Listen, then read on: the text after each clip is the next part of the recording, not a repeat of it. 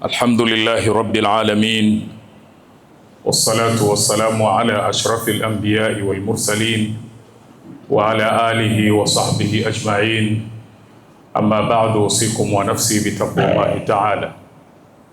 Ndugu Waislamu, na wahusieni pamoja na kuihusia nafsi yangu katika kumcha Mwenyezi Mungu Subhanahu wa Ta'ala, kwani wajapata waja wa Mwenyezi Mungu kuhusiana jambo lililo bora kabisa kuliko hili la kumcha Mwenyezi Mungu Subhanahu wa Ta'ala.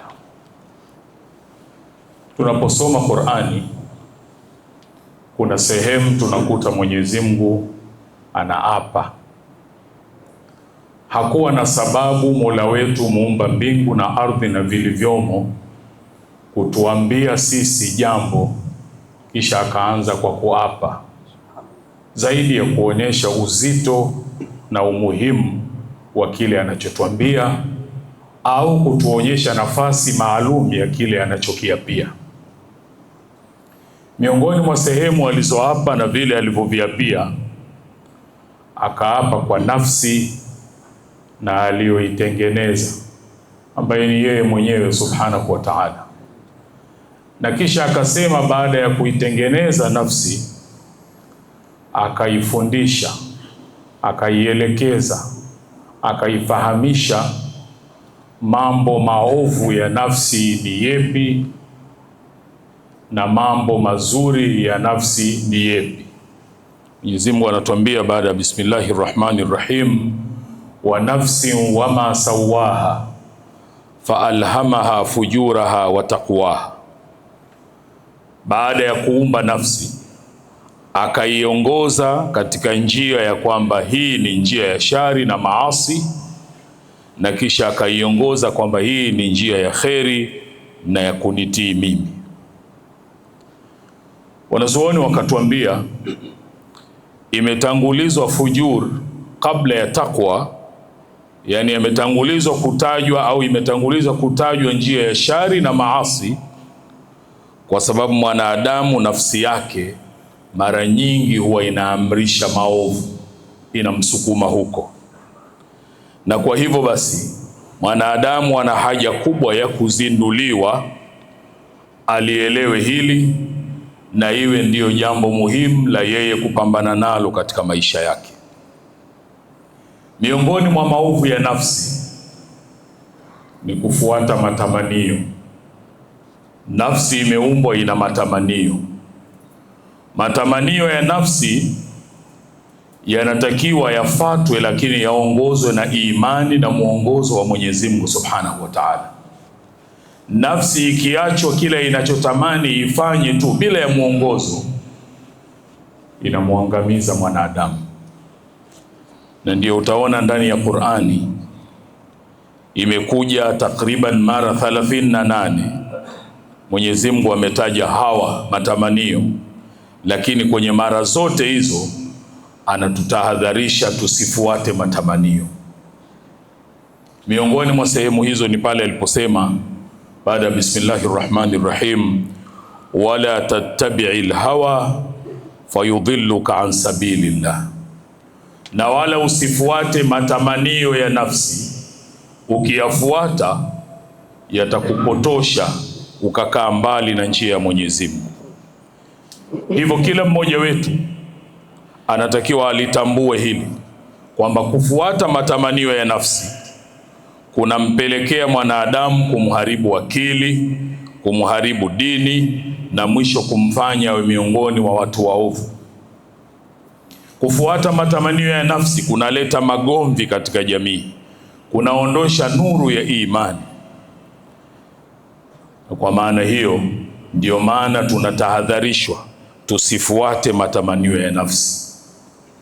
Mpaka Mwenyezi Mungu Subhanahu wa Ta'ala katika Qur'ani anatuambia baada ya bismillahir rahmanir rahim, afaraaita man ittakhadha ilahahu hawa, je, umemuona yule ambaye kafanya matamanio ya nafsi yake ndiyo Mungu wake? Wako watu hata akiambiwa Mwenyezi Mungu kakataza hili, maadamu nafsi yake inataka atafanya. hata aambiwe jambo hili Bwana Mtume sallallahu alaihi wasallam ametuambia sisi hatupasi kufanya, maadamu nafsi yake imetaka atafanya. Huyu amefikia pahala pa kuifanya matamanio ya nafsi yake ndiyo Mungu wake, ndiyo muumba wake. Mwenyezi Mungu atuepushe tusiwe miongoni mwa hao. Wallahu subhanahu wa ta'ala yaqul wa idha qara'ta al-Qur'ana fasta'idh billahi minash shaitanir rajim. A'udhu billahi minash shaitanir rajim. Bismillahir rahmanir rahim. Fala tattabi'ul hawa an ta'dilu. Sadaqallahu al-azim. Barakallahu li wa lakum bil Qur'anil azim wa nafa'ani wa iyyakum bil ayati wadh-dhikril hakim. Aqulu qawli hadha astaghfirullaha al-azim li wa lakum fastaghfiruhu innahu huwal ghafurur rahim wa huwal barrul karim.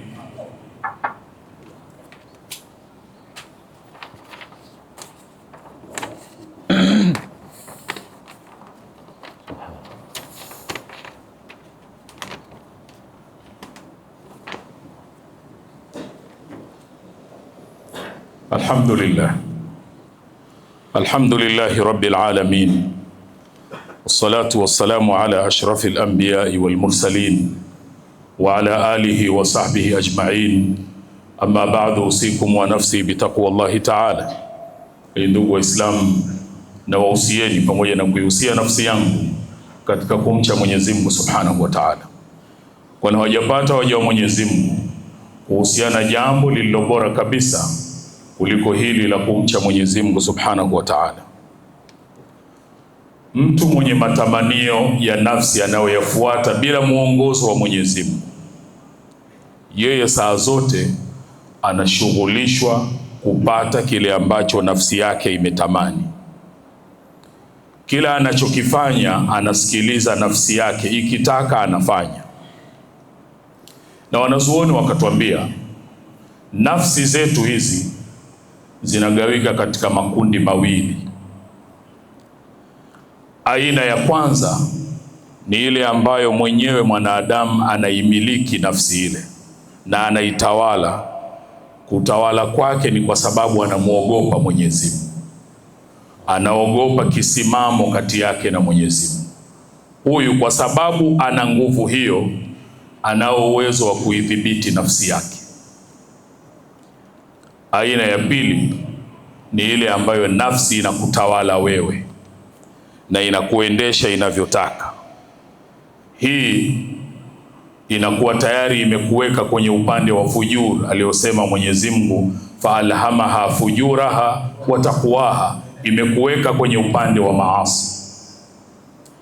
Msaada mkubwa wa kuidhibiti nafsi tumepewa katika mwezi huu tunaomalizia. Msaada mkubwa wa kudhibiti matamanio.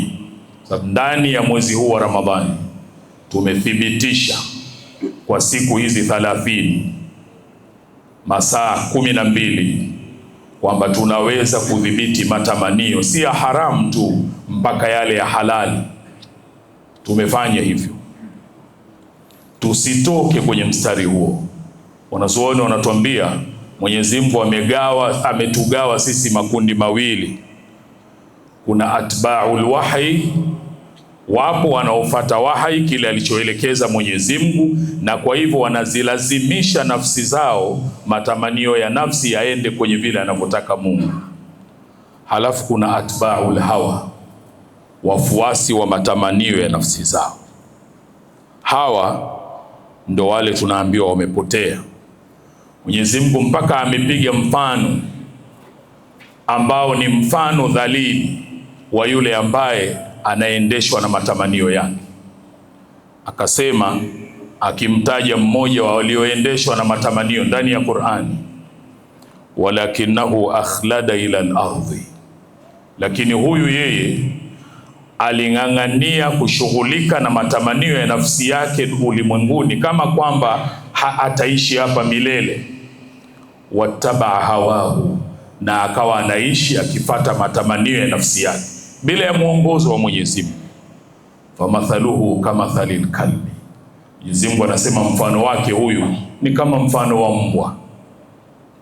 Sehemu nyingine anamwambia Bwana Mtume sallallahu alaihi wasallam, fa in lam yastajibu lak, kama kile unachowalingania hao hawakifuati, hawakusikilizi, usidhani wanafanya hivyo kwa sababu wana akili kubwa ya kupinga hoja unazowapa.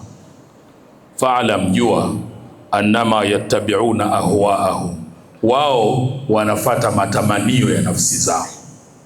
Sisi tujifunze katika mwongozo huu kwa maneno ya Bwana Mtume sallallahu alaihi wasallam aliyoonyesha kupambana na matamanio yetu yakaenda sawa sawa na ujumbe na mwongozo na maarifa aliyotuletea Mtume, ndio ukamilifu wa imani, pale aliposema la yu'minu ahadukum hatta yakuna hawahu tab'an lima ji'tu bi, haikamiliki imani ya mmoja wenu mpaka iwe matamanio ya nafsi yake yanakwenda sawa sawa na ujumbe niliokuja nao. Linathibitika tunapomaliza Ramadhani, matamanio yetu yatakwenda sawa na ujumbe aliyokuja nao Bwana Mtume sallallahu alaihi wasallam, kwenye kuuza, kwenye kununua na kwenye yote ambayo tunayafanya katika ulimwengu. Ikienda sawa, maana yake ni dalili kuwa imani zetu zimekamilika. Kinyume cha hapo, tutakuwa atba'ul hawa, wafuasi wa matamanio. Mwenyezi Mungu atuepushe tusije kuwa miongoni mwa hao. Kisha kwa mafundisho mazuri haya aliyotuletea Bwana Mtume sallallahu alaihi wasallam, Mwenyezi Mungu akatuamrisha jambo alilolianza yeye mwenyewe, kisha akalifuatisha kwa malaika na akamalizia kwetu sisi kwa kutuambia inna Allaha wa malaikatahu yusalluna ala nabi ya ayyuhalladhina amanu sallu alayhi wa sallimu taslima. Allahumma salli wa sallim ala sayyidina Muhammad wa ala alihi wa sahbihi ajma'in, khususan minhum amirul mu'minin sayyidina Abi Bakr as-Siddiq, amirul mu'minin sayyidina Umar ibn al-Khattab, amirul mu'minin sayyidina Uthman ibn Affan, amirul mu'minin sayyidina Ali ibn Abi Talib, wa baqiyat al-'ashra al-20 bil-janna wa azwajina bil-ma'ruf wa sifai dawil al-ikhlas wa safa. ربنا تقبل منا انك انت السميع العليم وتب علينا انك انت التواب الرحيم واغفر للمؤمنين والمؤمنات والمسلمين والمسلمات الاحياء منهم والاموات برحمتك يا ارحم الراحمين. عباد الله، ان الله يأمر بالعدل والاحسان وايتاء ذي القربى وينهى عن الفحشاء والمنكر والبغي يعظكم لعلكم تذكرون. فاذكروا الله العظيم يذكركم واشكروه على نعمه يزدكم ولذكر الله اكبر والله يعلم ما تصنعون. اقم الصلاه.